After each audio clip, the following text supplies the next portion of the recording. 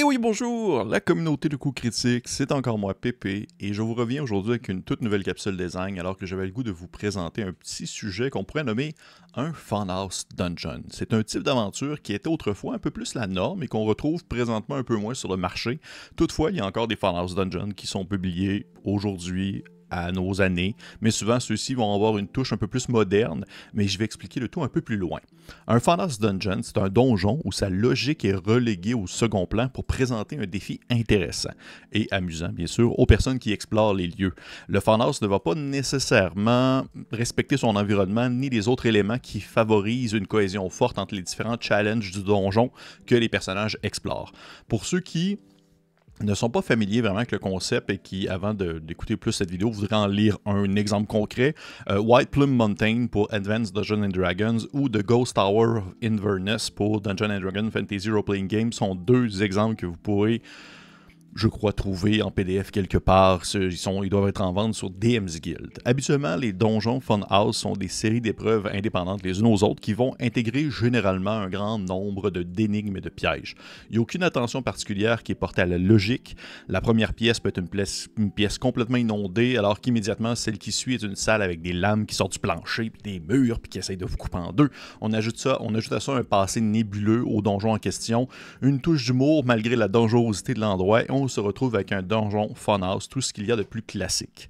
Les Funhouse donnent aux maîtres de jeu la liberté de se libérer d'une certaine narration qui peut parfois être lourde et proposent avant tout de sauter directement dans l'action. Elles sont donc idéales pour des soirées, pour le fun, avec des nouveaux maîtres de jeu ou pour des joueurs qui souhaitent que l'intrigue demeure vraiment le plus simple possible. Le développement de personnages sera probablement plus minimal que dans une campagne classique et les motivations vont se limiter probablement à traverser les pièces, les piller, trouver des trésors, avoir de l'expérience, mais ça peut être satisfaisant, question bien sûr que le tout demeure très stimulant. Mais selon moi, le concept même d'un Funhouse Dungeon peut être travaillé dans sa logique sans pour autant perdre une partie de sa saveur. J'y vois une manière d'apporter une touche de modernité à un concept qui est bien huilé et utilisé, alors que la conception aujourd'hui écrite et imaginaire atteint des nouvelles possibilités et dépasse souvent des nouvelles limites, selon bien sûr vers quelle gamme vous vous tournez. L'exemple que je vais utiliser pour cette vidéo est un Funhouse Dungeon récent, très très récent, qui représente bien, selon moi, le genre d'aujourd'hui, alors qu'il y a, oui, ce chaos et ce danger perpétuel, mais il y a aussi une certaine logique derrière, une certaine mise en contexte qui tient plus que sur une seule phrase. Il s'agit de Magical Murder Mansion de Scarpless, je ne sais pas trop comment le prononcer son nom d'auteur. Déjà, à la base, il faut savoir que Magical Murder Mansion est un donjon qui va se jouer dans une ambiance très bière et chip. C'est fait pour avoir du fun. Mais ce n'est pas parce que quelque chose est peinard et loufoque et léger qu'on ne peut pas avoir une préparation intéressante et complète. Ainsi, je vois trois choses à prendre en considération pour la préparation d'un Funhouse Dungeon. En premier lieu, du challenge. Un bon donjon Funhouse va avoir du défi.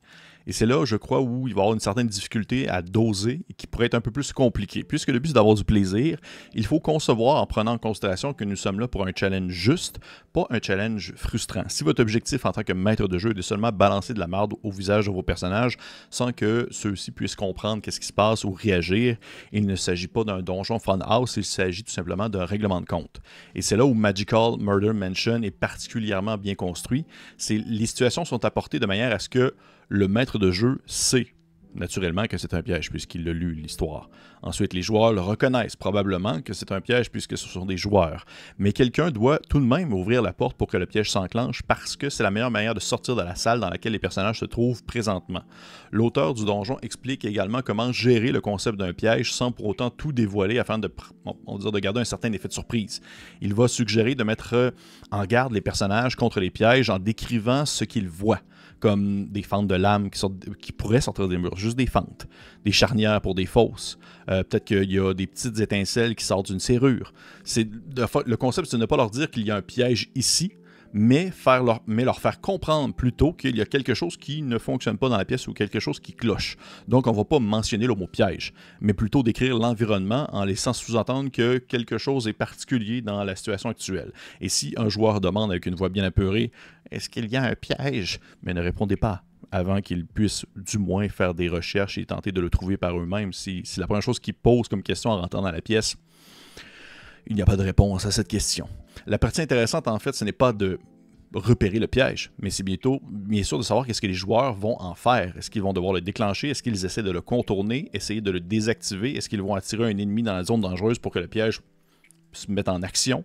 Est-ce qu'ils vont tenter de faire rentrer des paysans puis ils vont se cacher le temps que les paysans explosent puis après ça ils vont traverser? C'est un peu à eux de voir comment est-ce qu'ils vont gérer la situation. En second lieu, la carte. Le design d'un donjon funhouse va habituellement laisser sous-entendre un environnement étrange et peut-être même une géographie des lieux particulière. Si vous le pouvez, bien sûr, si c'est dans le monde du possible, je vous conseille fortement d'avoir accès ou de créer par vous-même une représentation des lieux dans lesquels les personnages peuvent se retrouver. Mais sans trop en faire, on s'entend là. Juste de dessiner la pièce, sa distance, c'est juste la marquer avec genre une distance approximative et même peut-être des petits ronds pour représenter les objets ou les choses particulières que les joueurs peuvent apercevoir dès qu'ils pénètrent l'endroit. Ça permet aux personnages un peu de se retrouver, de comprendre l'environnement dans lequel ils se retrouvent et ça permet aussi de diluer une certaine frustration par rapport aux dangers qui vont se présenter. Si les personnages comprennent bien l'endroit où ils sont, ça permet pour eux d'être plus précis dans leurs mouvements, dans leurs actions. Et leurs actions, ils peuvent ainsi éviter une mort soudaine parce que le maître de jeu a mal expliqué la configuration d'un mur ou la profondeur d'un trou. Le but, c'est de diluer, on va dire, le risque d'être fâché, alors qu'on est quand même là juste pour s'amuser. Et finalement, troisièmement, pour faire écho à mon second point, il est important de ne pas briser ce qu'on va appeler le sentiment d'incrédulité des joueurs, ou en anglais, on va appeler ça le sense of disbelief. C'est le concept selon lequel, pour s'impliquer émotionnellement dans une partie, les joueurs doivent en fait réagir comme si les personnages étaient réels et que les événements se produisaient maintenant, même s'ils savent que ça ne s'agit que d'une histoire. On le sait tous que c'est de la fiction et qu'on est là pour le plaisir. Mais il y a quand même une mince ligne sur le sentiment de disbelief qui est important de maintenir, et plus que jamais, un donjon funhouse risque de briser ce sentiment qui relie les joueurs à la partie. Oui, on est là pour avoir du fun. C'est pas grave si un personnage meurt. Mais il faut tout de même que les joueurs se sentent investis dans l'histoire et ou le donjon en limitant les risques inutiles qui pourraient tuer définitivement leur personnage. Ça sera pas plus plaisant si un personnage va juste se lancer dans le danger en se disant « c'est pas grave, je vais mourir, c'est pas grave, on fait juste s'amuser ». On veut quand même qu'il y ait le challenge puis l'investissement de la part des joueurs. Pour ce faire, on va limiter les frustrations.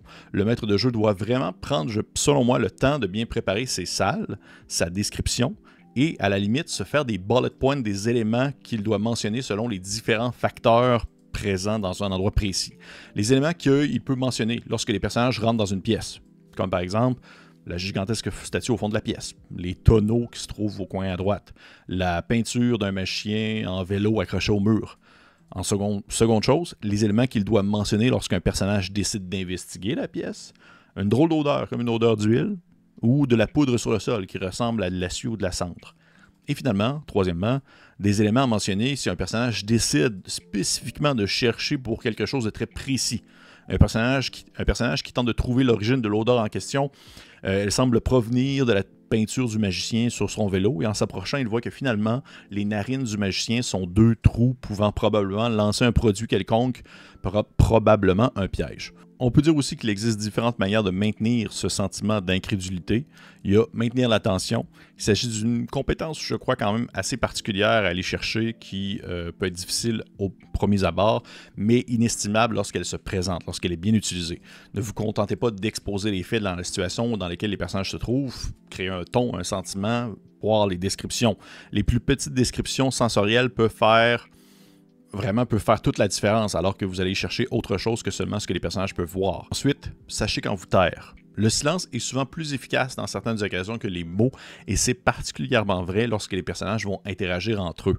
Encouragez ce genre de scène où est-ce qu'elles vont se dérouler par elles-mêmes, vous n'avez même pas besoin de les gérer. Les personnages vont discuter entre eux, puis si jamais ils ont besoin d'aide, eh bien là, ils vont faire appel à vous, et vous, pendant ce temps-là, vous pouvez utiliser ces pauses-là pour prendre en note des choses, préparer d'autres rencontres, voir qu'est-ce qui pourrait arriver à la prochaine salle si vous ne l'aviez pas vraiment prévu. Le but, c'est vraiment de laisser aussi les joueurs un peu gérer ce qui se déroule en quelque sorte dans leur bulle et par la suite utiliser peut-être même qu'est-ce qu'ils mentionnent comme piège dans une salle prochaine. Si admettons ils pensent « Hey, tantôt j'ai vu, ça sentait la suie, peut-être qu'il y a des lance-flammes quelque part. » Eh bien maintenant il y en a, mettons que vous l'avez mentionné. Et finalement, les descriptions avant les chiffres. Il est facile de s'embourber dans les statistiques. Ce sont des chiffres qui vont donner une certaine structure au jeu. C'est ça qui permet de gérer les combats, les points de vie, la compétition entre deux personnages, par exemple. Mais à chaque fois que vous êtes sur le point de faire référence à une statistique ou à une capacité, Pensez à la décrire. Pensez à utiliser en fait le résultat dans des mots plutôt que dans des chiffres. Ça permet de garder justement cet effet d'implication, de cet effet qu'on est imprégné dans l'histoire. Et si jamais vous craignez en tant que maître de jeu de ne pas exprimer des valeurs de chiffres réalistes, ben c'est pas grave. Là. Faites comme moi je suis vraiment pas, je pourrais pour comme désigner des longueurs, des distances. Là. Utilisez des exemples concrets pour représenter ce que vous désirez montrer. Par exemple, si un personnage vous demande quelle est la hauteur entre lui et le fond d'un trou, si vous n'êtes pas sûr de la distance parce que vous ne savez pas vraiment c'est quoi la distance dangereuse, qu'est-ce que ça vaut pour, c'est quoi vraiment qui est risqué, parce que vous n'avez pas d'en dire trop ou d'en dire au contraire pas assez pour que ça soit niaiseux. Prenez un exemple c'est une distance de un bloc d'appartement de 2 étages. Oui, on casse un peu l'effet d'immersion en faisant référence à quelque chose du monde réel, mais on va prioriser ici le rythme pour faire avancer le tout. Plutôt que de se farfouiller dans plusieurs chiffres et de ne pas savoir quoi répondre, prenez un exemple concret que tout le monde peut vraiment bien connaître autour de la table. L'idée centrale ici, pour garder justement ce sentiment d'incrédulité, c'est que vous, en tant que maître de jeu, vous pouvez réserver la majeure partie de votre récit aux perceptions des personnages avant tout et traiter l'information pour les joueurs après. Et finalement, le pourquoi du donjon. Il fut souvent dit qu'un fanhouse, ça peut être l'absence d'une certaine logique, mais justement, comme je l'ai mentionné au début de la vidéo, je trouve que c'est intéressant de trouver un sens à ce chaos existant. Donc, pourquoi est-ce qu'un donjon est une succession quasi illogique de pièges, de puzzles et de monstres? C'est peut-être un challenge pour tester les visiteurs par rapport à l'intelligence de la personne qui a conçu le funhouse en soi. C'est ce que propose en fait Magical Murder Mansion en bonne partie. Ça peut être aussi un test de mérite, comme on peut le voir dans plusieurs fables ou histoires. Accomplissez ce challenge, traversez le labyrinthe et devenez digne de recevoir ce pourquoi vous êtes venu jusqu'ici. L'important, c'est que le funhouse respecte une certaine logique interne qui ne va pas être la même chose commune à l'extérieur de celui-ci. Un exemple que je peux donner, c'est une partie que j'ai animée en co-animation avec Louis-Philippe Ferland de la chaîne de Dévainqueurs. Notre aventure, dans le fond, se déroulait dans une tour avec des apprentis magiciens qui se sont donné un challenge de conception magique pour impressionner leur maître archimage. Et chaque étage, dans le fond, de la tour est construite par un des 2 mages sur une thématique propre aux lanceurs de sorts. L'un est un culturiste, amateur de poids haltères, l'autre est un chef cuisinier, amateur de bonne cuisine. Les pièces vont refléter leurs préférences dans le but d'impressionner leur maître. Vous voyez, elle est là la nuance. Oui, c'est nono, oui, c'est comique, mais ça se tient entre parenthèses parce qu'il y a une raison bien simple du pourquoi que cet endroit est aussi dangereux et particulier pour les aventuriers. Pour certains, de donner une forme de logique vient à briser le sens même d'un funhouse, mais à mon très humble avis, ça permet surtout de renforcer l'implication des personnages et des joueurs en créant ainsi quelque chose qui s'inspire radicalement des vieux modules chaotiques qui, peut-être, certains n'avaient pas vraiment de sens, tout en implantant un certain background afin de venir attirer des générations de joueurs et joueuses plus intéressés à ce type de mise en contexte un peu plus claire et définie. Alors, ça ressemble à ça. Il y a beaucoup de choses que j'ai dit dans cette capsule qui pourraient être appliquées à autre chose qu'un funhouse. Je pense qu'il y a des conseils là-dedans qui peuvent être d'addons pour des aventures normales, pour des donjons plus classiques. Mais je pense que le funhouse demeure quelque chose qui doit être essayé au moins une fois pour simplement vivre cette aventure-là un peu folle dans laquelle les personnages doivent se retrouver sans vraiment comprendre qu'est-ce qui peut leur tomber sur la tête. C'est un concept d'aventure qu'on peut adorer ou détester, je comprendrais, mais selon moi, il suffit parfois de polir un peu le tout dans sa mise en contexte pour que cet endroit mortel et dangereux soit soudainement attrayant pour des nombreux joueurs et joueuses. J'espère que vous avez apprécié cette vidéo. Si vous avez des questions, commentaires ou autre chose, vous pouvez les mettre dans la description de la vidéo. Les différents liens menant aux quelques modules que j'ai pu parler dans la vidéo vont aussi être disponibles dans la vidéo. Et si jamais vous avez essayé des funhouse ou si vous en avez fait, je serais curieux de savoir votre avis, votre impression et votre expérience. Hey, on se dit à la prochaine.